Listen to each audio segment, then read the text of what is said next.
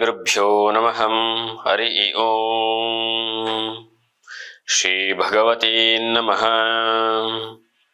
ಸಮಸ್ತ ಪ್ರಜಾಧ್ವನಿ ಟಿವಿ ವೀಕ್ಷಕರಿಗೆ ನಿತ್ಯವಾಣಿ ಕಾರ್ಯಕ್ರಮಕ್ಕೆ ಸ್ವಾಗತ. ಶುಕ್ರವಾಸರದಲ್ಲಿ ಶ್ರೀ ಕ್ರೋಧಿನಾಮ ಸಂವತ್ಸರೆ ದಕ್ಷಿಣಾಯನೆ ಹಿಮವಂತ ಋತು ಮಾರ್ಗೀಶ್ವರ ಮಾಸೆ ಕೃಷ್ಣ ಪಕ್ಷೆ ಗತಶಾಲಿ 1946ನೇ ಗತಕಲಿ 5125ನೇ ದಿನಾನಿ ಶುಕ್ರವಾಸರದಲ್ಲಿ. ಇವತ್ತಿನ ತಿಥಿ ಪಂಚಮಿ, ನಕ್ಷತ್ರೆ ಮಖಾ ನಕ್ಷತ್ರೆ. ಶುಕ್ರವಾಸರದ ದ್ವಾದಶ ರಾಶಿಗಳ ಫಲಾಫಲಗಳನ್ನು ನೋಡೋಣ ಬನ್ನಿ. ಪ್ರಥಮ ರಾಶಿ ಮೇಷರಾಶಿ.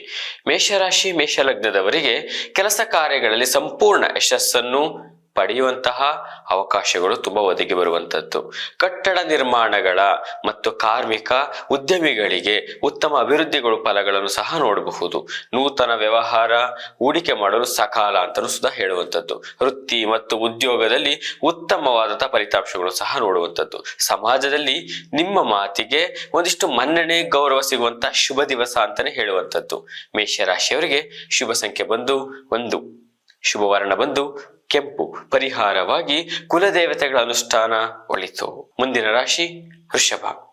ವೃಷಭ ರಾಶಿಯವರಿಗೆ ನಿಮ್ಮ ಮಕ್ಕಳು ಅನಾರೋಗ್ಯದಿಂದ ವಿಮುಕ್ತರಾಗುವಂತಹ ಶುಭ ಕಾಲ ಅಂತಾನೆ ಹೇಳುವಂಥದ್ದು. ಮಿತ್ರರೊಂದಿಗೆ ಉತ್ತಮ ಬಾಂಧವ್ಯ ವೃದ್ಧಿ ಆಗುವಂಥದ್ದು. ಬೆಳ್ಳಿ ಮತ್ತು ಚಿನ್ನ ಮಾರಾಟಗಾರರಿಗೆ ಉತ್ತಮ ಧನಾಗಮನ ಅಂತಾನೆ ಹೇಳುವಂಥದ್ದು. ಜವಳಿ ಮತ್ತು ಭೂ ವ್ಯವಹಾರ ಮಾಡುವಂಥವರಿಗೆ, ಜವಳಿ ವ್ಯಾಪಾರದವರಿಗೆ, ರಸ್ತೆ ಬದಿ ವ್ಯಾಪಾರದವರಿಗೆ, ರಿಯಲ್ ಎಸ್ಟೇಟ್ ಮಾಡುವಂಥವರಿಗೆ ವಿಶೇಷವಾದ ಧನಾಗಮನ ಅಂತ ಹೇಳುವಂಥದ್ದು. ನಿರುದ್ಯೋಗಸ್ಥರಿಗೆ ಉದ್ಯೋಗ ಪ್ರಾಪ್ತಿ ಅಂತ ಹೇಳುವಂತ ಶುಭ ದಿವಸ ವೃಷಭ ರಾಶಿಯವರಿಗೆ. ಶುಭ ಸಂಖ್ಯೆ ಬಂದು 1, ಶುಭ ವರ್ಣ ಬಂದು ಹಸಿರು. ಪರಿಹಾರವಾಗಿ ಹನುಮಾನ್ ಚಾಲೀಸ ಪಠಣ ಒಳಿತು. ಮುಂದಿನ ರಾಶಿ ಮಿಥುನ. ಮಿಥುನ ರಾಶಿಯವರಿಗೆ ಕುಟುಂಬ ಸದಸ್ಯರೊಂದಿಗೆ ಇದ್ದಂತಹ ಭಿನ್ನಾಭಿಪ್ರಾಯಗಳು ದೂರವಾಗುವಂಥದ್ದು. ಪ್ರಮುಖ ಕಾರ್ಯಗಳಲ್ಲಿ ಶೀಘ್ರವಾಗಿ ಸಂಪೂರ್ಣವಾಗಿ ನಿಮಗೆ ಒಂದಿಷ್ಟು ಹಣಕಾಸಿನ ವಿಚಾರಗಳಾಗಿರ್ಬೋದು, ಒಂದಿಷ್ಟು ಮಾತುಕತೆ ಗೌರವಗಳಾಗಿರ್ಬೋದು, ಎಲ್ಲ ಏರಿಳಿತಗಳೆಲ್ಲ ಹತೋಟಿಗೆ ಸಿಗುವಂತಹ ಒಂದು ಶುಭ ಕಾಲ ಅಂತ ಹೇಳುವಂಥದ್ದು. ದೂರ ಪ್ರಯಾಣದಿಂದ ಲಾಭವನ್ನು ಸಹ ನಿರೀಕ್ಷಿಸಬಹುದು. ಭೂ ವ್ಯವಹಾರದವರಿಗೆ ಉತ್ತಮ ಧನಾಗಮನ ತಂದುಕೊಡುವಂತಹ ದಿನವಾಗಿರುತ್ತೆ ಮಿಥುನ ರಾಶಿಯವರಿಗೆ. ಮಿಥುನ ರಾಶಿಯವರಿಗೆ ಶುಭ ಸಂಖ್ಯೆ ಬಂದು 6, ಶುಭ ವರ್ಣ ಬಂದು ಶ್ವೇತವರ್ಣ. ಪರಿಹಾರವಾಗಿ ಗೋಪೂಜಾ, ಒಂದು ಹಸುವಿಗೆ ಒಂದಷ್ಟು ಪ್ರಸಾದವನ್ನು ಕೊಟ್ಟು ಪೂಜೆ ಮಾಡೋದ್ರಿಂದ ಶುಭ ಅಂತಾನೆ ಹೇಳುವಂಥದ್ದು. ಮುಂದಿನ ರಾಶಿ ಕರ್ಕಾಟಕ ರಾಶಿ. ಕರ್ಕಾಟಕ ರಾಶಿಯವರಿಗೆ ಸರ್ಕಾರಿ ಉದ್ಯೋಗಿಗಳಲ್ಲಿ ಅನಿರೀಕ್ಷಿತವಾಗಿ ಒಂದಿಷ್ಟು ತೊಂದರೆಗೆ ಸಿಲುಕುವಂಥದ್ದು. ಆರ್ಥಿಕ ಸಂಕಷ್ಟಗಳಿಗೆ ನೀವು ಎದುರಾಡಿ ನೋಡುವಂತ ದಿನಮಾನವಾಗಿರುತ್ತೆ. ಎಚ್ಚರಿಕೆ. ವ್ಯಾಪಾರ ವ್ಯವಹಾರದಲ್ಲಿ ಒಂದಿಷ್ಟು ಧನ ನಷ್ಟವಾಗುವಂಥದ್ದು. ಸಮಾಜದಲ್ಲಿ ಗೌರವಕ್ಕೆ ಧಕ್ಕೆ ತರುವಂತಹ ದಿನಮಾನವಾಗಿರುತ್ತೆ. ನೂತನ ವಾಹನ ಖರೀದಿಗೆ ನಷ್ಟವಾಗುವಂಥದ್ದು. ಜಾಗ್ರತೆ. ಪ್ರತಿ ವಿಚಾರದಲ್ಲಿಯೂ ಒಂದಷ್ಟು ಯೋಚನೆ ಮಾಡಿ ಹೆಜ್ಜೆ ಇಡೋದು ಒಳಿತಾಗಿರುತ್ತೆ ಕರ್ಕಾಟಕ ರಾಶಿಯವರಿಗೆ. ಶುಭ ಸಂಖ್ಯೆ ಬಂದು 3, ಶುಭ ವರ್ಣ ಬಂದು ನೀಲಿ. ಪರಿಹಾರವಾಗಿ ಕುಲದೇವತೆಗಳ ಅನುಷ್ಠಾನ, ಭಗವತಿ ಅಷ್ಟೋತ್ತರ ಪಠನ ಒಳಿತು. ಮುಂದಿನ ರಾಶಿ ಸಿಂಹ. ಸಿಂಹ ರಾಶಿಯವರಿಗೆ ಇಂದು ನಿಮಗೆ ಕೆಲಸ ಕಾರ್ಯಗಳಲ್ಲಿ ಅಪಾರವಾದಂತಹ ಒಂದಿಷ್ಟು ಯೋಗ ಪ್ರಾಪ್ತಿ ಅಂತ ಹೇಳುವಂಥದ್ದು. ಆರೋಗ್ಯದಲ್ಲಿ ಉತ್ತಮ ಚೇತರಿಕೆ ಕಂಡು ಬರುವಂಥದ್ದು. ವ್ಯಾಪಾರ ವ್ಯವಹಾರದಲ್ಲಿ ನಿರೀಕ್ಷಿತ ಲಾಭವನ್ನು ನಿಮಗೆ ಅನ್ಕೊಂಡೇ ಇರೋದಿಲ್ಲ. ಇದಿಷ್ಟನ್ನೇ ಮಾಡಬೇಕು, ಅದಷ್ಟನ್ನೇ ಲಾಭವನ್ನು ಪಡೆಯುವಂಥದ್ದು. ವೃತ್ತಿ ಉದ್ಯೋಗದಲ್ಲಿ ಅನುಕೂಲಕರ ವಾತಾವರಣ ನೋಡುವಂಥದ್ದು. ಹೈನುಗಾರಿಕೆಯವರಿಗೆ ಶುಭ ಕಾಲ ಅಂತ ಹೇಳುವಂಥದ್ದು. ಸಿಂಹ ರಾಶಿಯವರಿಗೆ ಶುಭ ಸಂಖ್ಯೆ ಬಂದು 6, ಶುಭ ವರ್ಣ ಬಂದು ಬಿಳಿ. ಪರಿಹಾರವಾಗಿ ನಿಮ್ಮ ಕುಲದೇವತೆಗಳ ಅನುಷ್ಠಾನ ಒಳಿತು. ಮುಂದಿನ ರಾಶಿ ಕನ್ಯಾ. ಕನ್ಯಾ ರಾಶಿಯವರಿಗೆ ಇಂದು ನಿಮಗೆ ದೈಹಿಕ ಅನಾರೋಗ್ಯ ಉಂಟಾಗುವ ಸಂಭವಗಳು ಹೆಚ್ಚಾಗಿ ಕಂಡುಬರುತ್ತೆ. ಕೆಲಸ ಕಾರ್ಯಗಳಲ್ಲಿ ಒಂದಿಷ್ಟು ಹಿನ್ನಡೆ ಆಗುವಂಥದ್ದು. ಹಣಕಾಸಿನ ವಿಚಾರದಲ್ಲಿ ಒಂದಿಷ್ಟು ಸಮಸ್ಯೆಗಳು ಉಂಟಾಗುವಂಥದ್ದು. ಭೂ ವ್ಯವಹಾರದವರಿಗೆ, ಹೈನುಗಾರಿಕೆ ಮಾಡುವಂಥವರಿಗೆ, ರೈತಾಪಿ ವರ್ಗದವರಿಗೆ ಮಧ್ಯಮ ಲಾಭ ಅಂತ ಕಂಡುಬರುತ್ತೆ. ಕನ್ಯಾ ರಾಶಿಯವರಿಗೆ ಶುಭ ಸಂಖ್ಯೆ ಬಂದು 8, ಶುಭ ವರ್ಣ ಬಂದು ಹಸಿರು. ಪರಿಹಾರವಾಗಿ ವಿಷ್ಣು ಸಹಸ್ರನಾಮ ಪಠನ ಒಳಿತು. ಮುಂದಿನ ರಾಶಿ ತುಲಾರಾಶಿ. ಕೈಗೊಂಡ ಕೆಲಸ ಕಾರ್ಯಗಳಲ್ಲಿ ಇದ್ದಂತಹ ಅಡೆತಡೆಗಳು ನಿವಾರಣೆ ಆಗುವಂಥದ್ದು. ಕೆಲವರಿಗೆ ಒಂದಿಷ್ಟು ವಿಚಾರಗಳಲ್ಲಿ ಜಿಜ್ಞಾಸೆಗಳು, ಒಂದಿಷ್ಟು ಮಾಡೋಣೋ ಬೇಡವೋ ಅನ್ನೋ ಒಂದಿಷ್ಟು ಆಯಾಸಗಳು, ಒಂದಿಷ್ಟು ಸೋಂಬೇರಿತಗಳು ಉಂಟಾಗುವಂಥದ್ದು. ಗರ್ಭಿಣಿಯರಿಗೆ ಆರೋಗ್ಯವಾದಂತಹ ಶಿಶುಜನ್ಮ ಪ್ರಾಪ್ತಿ ಯೋಗ ಅಂತಾನು ನೋಡಬಹುದು.